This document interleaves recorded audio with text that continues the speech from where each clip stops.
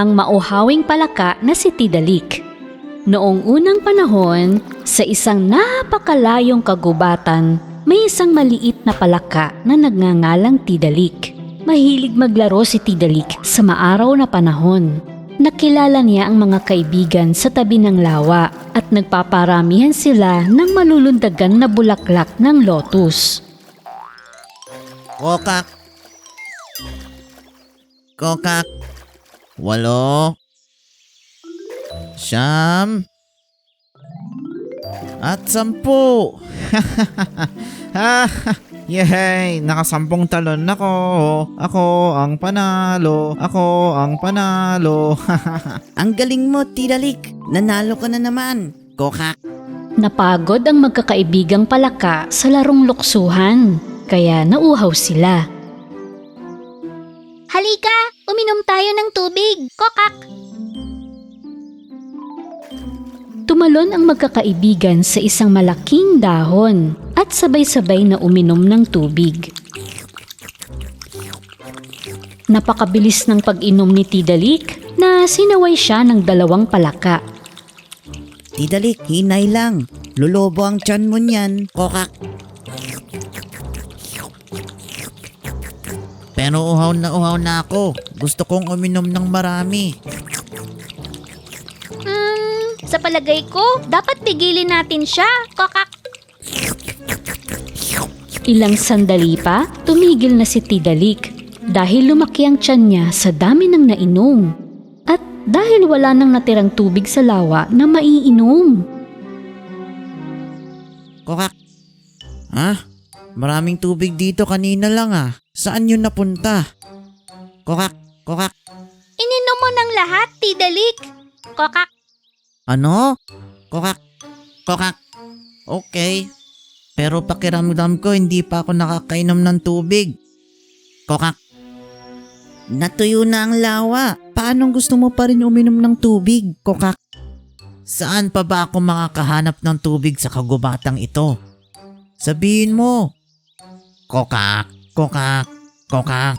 May sapa doon sa likod ng mga higanting punong yun, no? Shh! Bakit mo sinabi yun? Paano kung tuyuin din niya ang sapa? Kokak. Kokak. Lumundag palayo sa mga kaibigan si Tidalik na may namamagang tiyan. Puno ng pagtataka, kaagad na pinuntahan ng 2 palaka ang higanting hipopotamo. Ngunit dinatnan nila itong nagpapahinga sa ilalim ng puno at ang kanyang alalay na soro ang nakabantay sa harapan niya. Kokak. Kamusta, Soro? Nais sana naming makausap ang higanting hipo. Natutulog siya ng mahimbing ngayon. Pero kailangan mo po siyang gisingin. Ano ba ang sasabihin niyo na mas mahalaga sa pagtulog niya, mga palaka? Kokak. Wala nang oras. Bilisan mo. Kokak. Kokak. Dahil kung hindi, mauubos ang tubig nating pang-inom at pangligo. Kokak. Nang makita ng soro ang takot at pagmamadali ng palaka, ginising niya ang higanting hipo. Dinilat ng hipo ang mga mata niya at yumuko sa 2 palaka. Kinwento ng mga palaka kung ano ang nangyari. At pagkatapos ay tumalon sila sa ulo ng higanting hipo. Hahanapin nila si Tidalik. Kung maubusan tayong lahat ng tubig, ito ay magiging sakuna para sa mga hayop. Samantala, narating ng empatsyong si Tidalik ang sapa. Ayan, may tubig. Masarap na tubig. Kokak.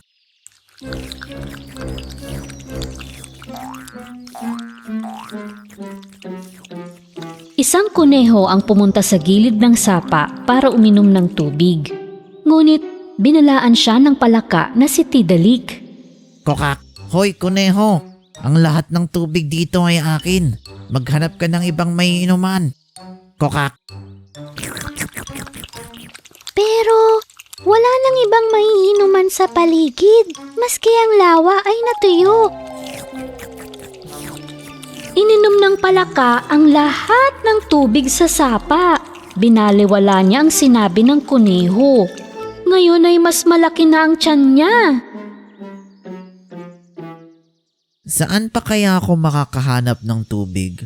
Nanlaki ang mga mata ng kuneho sa pagkagulat. Naubos mo ang tubig ng sapa bago pa man ako makahigop. Tapos kulang pa yun sa'yo? Siyempre. Kokak, ininom ko ang lawa tapos ang sapa. Iinumin ko ang lahat ng tubig. Kokak, kokak, kokak. Nagpatuloy si Tidalik sa paghahanap ng tubig sa kagubatan. Kahit palaki ng palaki ang kanyang tiyan. Kung saan man siya nakakakita ng tubig, iniinom niya ito.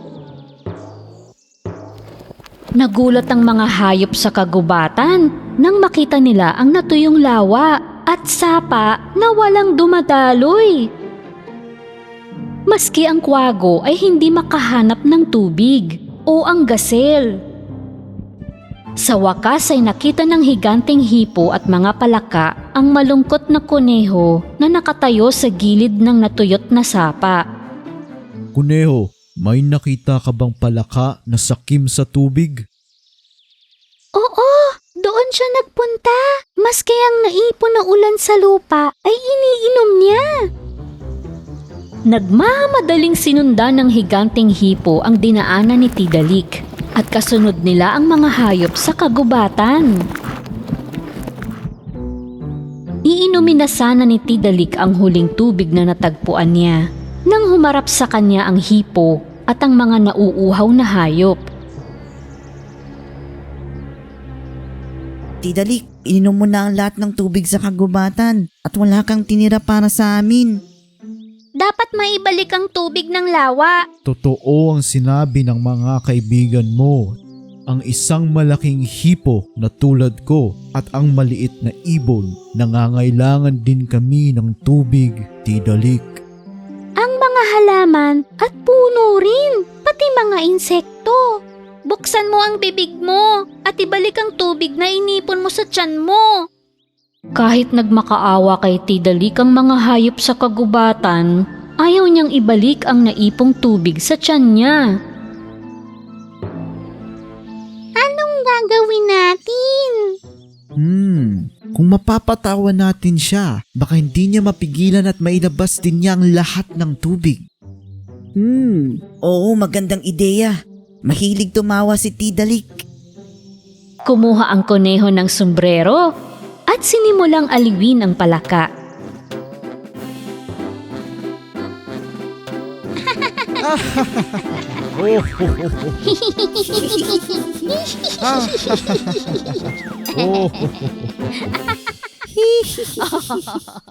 Bagaman natatawa si Tidalik sa kuneho, pinipigilan niya ang sarili na tumawa. Ngayon naman, ang panda ang nagpapalabas. Sumayaw siya ng nakakatawa, kung kaya't nagtawanan ang lahat sa kagubatan. Ngunit hindi tumawa si Tidalik sa sayaw ng panda. Pagkatapos, ang maliit na ardilya naman ang gumuhit ng larawan. Nasasabik na inabangan nila kung ano yun. Nagtawanan ng lahat ng ipakita ng ardilya ang larawang ginuhit niya. Ngunit hindi si Tidalik. Sa huli, gumit na ang higanteng hipo, hindi upang magpatawa kundi upang ipakita ang galit. Malapit na talaga akong magalit, Tidalik. Tumalon-talon sa inis ang higanteng hipo, nawari ginagaya niya ang palaka. Natawa ang mga hayop sa pagtalbog-talbog ng katawan ng hipo.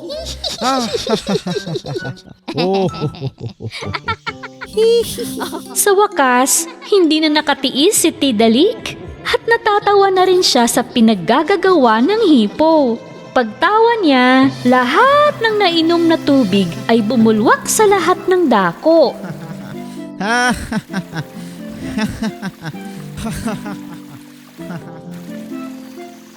Bumalik ang lawa sa orihinal nitong estado.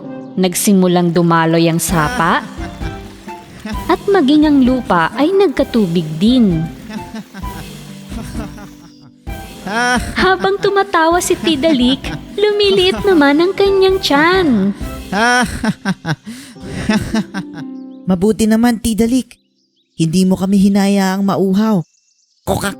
Wala ka ng malaking tiyan. Pwede ka na ulit tumalon-talon sa mga dahon. Oh, naimpatyo ang tiyan ko. Ngayon ay maginhawa na ako.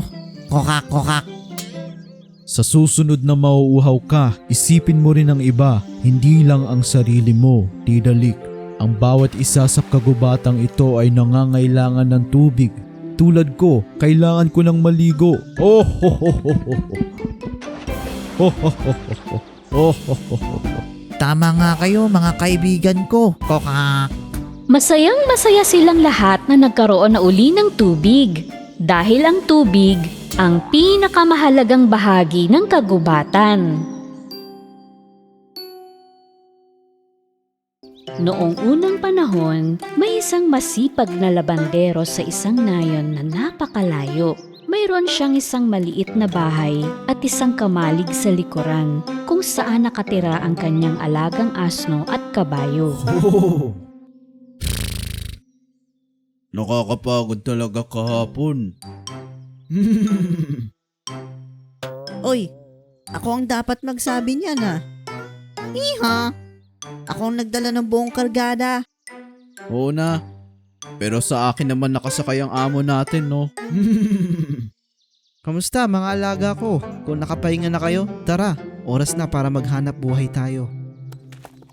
Tuwing umaga, isinasako ng labandero ang malilinis na damit na nilabhan niya sa nakaraang araw. Pagkatapos ay isasakay niya ang mga ito sa likod ng asno. Sasakay naman siya sa kabayo at tutungo na sa nayon. Sa buong maghapon ay naghahatid siya ng nilabhang damit sa mga tao at kinukuha naman ang marurumi. Ang asno na nagdadala ng labada buong araw ay pagod na pagod. Pagdating nila sa kamalig, kumakain na siya agad dahil nais na niyang matulog. Anong ginagawa mo dyan? Matutulog ka na ba agad? Ako nga, kaya ko pang tumakbo sa bukid. Siyempre, kaya mo. Hindi ikaw nagdala ng mabigat na mga damit. Kinaumagahan, maagang gumising ang labandero at nilabhan ng maruruming damit na nakolekta niya kahapon. Ayan. Ngayon ay pwede ko na itong ihatid sa nayon at manguha naman ng panibagong malalabhan. Inilabas ng labandero ang kanyang kabayo at asno mula sa kamalig at umalis na. Nandito na po ang gwapong labandero nyo. Mabuti naman at dumating ka na. Ito na ang maruruming damit namin na naipon sa buong linggo. Salamat ma'am. Ibabalik ko po ang mga ito sa lalong madaling panahon. Kinatok ng labandero ang lahat ng bahay sa nayon. Nakakolekta siya ng labada mula sa halos 15 bahay at inilagay niya ang buong kargada sa kawawang asno. Hiha! Hiha! Masyado nang mabigat. Sa araw na yon, naglakad ang labandero sa tabi ng asno upang alalayan ito. Ngunit nabibigatan talaga ang asno. Hindi na nakatiis at napaupo siya sa gitna ng kalsada. Ano nangyari sa'yo? Malamang napagod ka na ng husto, ano? Mabuti pa, magpahinga muna tayo dito. Nahiga ang labandero sa ilalim ng puno upang makapagpahinga. Hiha! Hiha! Hoy! Anong gusto mo? Gusto ko lang sabihin na mas mabigat ang karga ko ngayon kaysa sa dati. Hindi mo ba ako matutulungan kahit kaunti? Paumanhin, asno, pero hindi ko trabaho magdala ng labada. Sa wakas ay tumayo ang labandero upang magpatuloy na sa paglalakad. Ngunit nakakailang hakbang pa lang, bumagsak uli ang asno sa lupa. Hiha! Hiha! Oh, kawawa ka naman. Pasensya ka na, napagod kita ngayon. Heto, uminom ka ng tubig. Inalis ng labandero ang lahat ng karga ng asno at nilipat sa likuran ng kabayo.